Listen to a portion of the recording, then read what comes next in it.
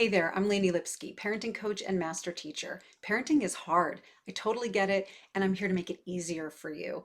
Especially if you had a tough childhood or you've got a tough child now, I've got your back. So take a deep breath, relax, and check out this clip from my coaching group this week. And remember to hit like and subscribe if you like my vibe. Let's get started. My husband and I continue to work on our marriage and being more intentional. We've recently started talking about taking a date night. Yes, date night. Or maybe even a weekend. It's really hard for us as we don't have family here. I hear ya. Or never want to burden others, but we know it's needed for us. We've started planning and asking people we trust or even fly as parents out here for a few days. That's awesome. So awesome. Um, so two things.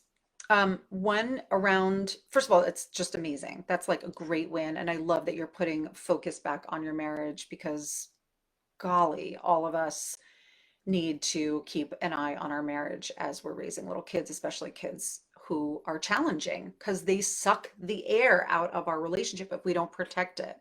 One of my favorite people who talks about this notion of protecting your couple bubble is a guy named Stan Tatkin, and he runs something called the Pact Institute for Couples. He's a couples therapist, and he has a book called Wired for Love.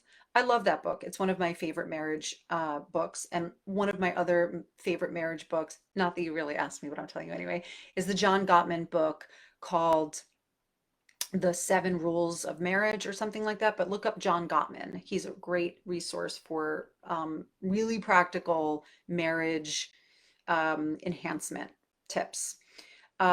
Date night, by the way, is something that can be really hard for a lot of parents because bedtime can be one of those sacred times that you don't want to give up with your own child. Or if you have a child who's going through something difficult or is just difficult to put to bed, it might not be the best time for a babysitter to be involved, right? But instead of giving up date night, what I suggest you do is have a date breakfast. Often, having breakfast together can be you're more awake.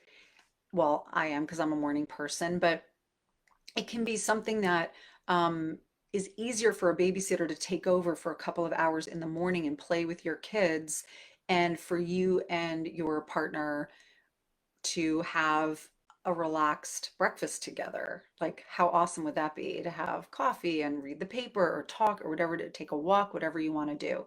So, somebody told me about that years ago, and I took it to heart. And I just think that swapping out date night for date brunch or date morning is just brilliant. So I highly recommend that.